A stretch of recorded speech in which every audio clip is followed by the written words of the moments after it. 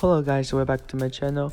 Today is the 7th war of the season and we're up against MTC, which is currently the rank 2 or rank 3 of the season. I couldn't recall. But anyway, I'm taking path 4 and path 9 in this war. And for today's video, I will have like 12 or 13 fights in total because I'm playing 2 accounts and my mini account also takes path 4 in this war. So my first fight is a silver surfer on the first node on path 4. So one thing to be careful when you're quaking this guy, because he actually has a double medium just like a domino and the phoenix. So I didn't really notice that and I got clipped once. But anyway, for this node I wasn't planning to dodge everything. My plan was to heavy and block because I didn't want to trigger spite. But anyway, the fight is almost over. So quick, definitely great option for this node and this path. And now this fight is over, I'm moving to my next fight, which is Iron Man Infinity War on the second node on path 4, which is the aspect of war node. So for this node, it's a bit tricky because I didn't want to trigger dexterity because it's going to give him power gain, but Infinity Iron Man special 1 is actually unblockable. That means you will have to evade his special 1. In this way, it's most likely you're going to trigger his power gain. But my plan was just double parry and try not to hit him too many times, and the best scenario is going to be I can finish him without letting him using any specials, and that's exactly how the fight will go. So here I do double parry. Also, double parry is not a new technique. It's been used by a lot of players for a long time. So basically you parry first time and you release your finger and you're gonna parry the second time because he's going to use his light attack. In this way you can actually parry him.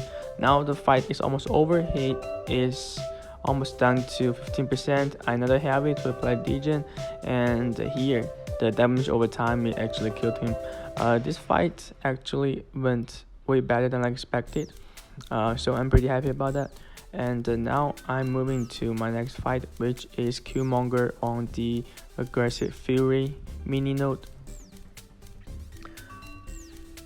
So I've taken a couple of fights on this node before. I've done Killmonger, Infinity Iron Man, and Howl a couple of times.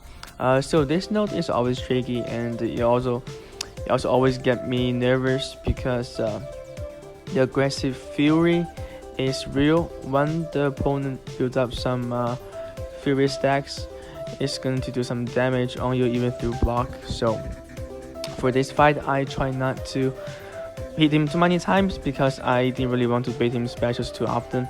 All the time I used to take to bait his special, he's going to build up some fury stacks, and those fury stacks are going to do some massive damage on me. So I stay close to him, do a 2 or 3 hits combo, and apply heavy to get degen on him. And now the fight is almost over. This fight went very smoothly, and I didn't really lose much health, and the Killmonger is down. Okay, that fight is not bad. And next I'm moving to section 2. I'm going to take path 9 in this war. So I'm going to take 4 fights in total in section 2. The first 2 are gonna be Blade and Thing on reverse control nodes, and the third fight is Stark Spidey, and the last fight of this war is going to be Dark Hawk. So those 4 fights are just usual fights for Quake and Omega Red. They're nothing special to talk about, so I'm just going to leave you guys to enjoy those 4 fights. And after those 4 fights there are another 4 or 5 fights from my mini account that are going to be path 4 as well. And the last of the video I actually take Nick Fury on path 5 in section 2 with my rank 4 Quake. That fight was pretty great. That was probably the best fight in this war. But anyway, that's all for today's video. I hope you guys will enjoy and hope you guys have a wonderful day. I will see you guys later. Take care.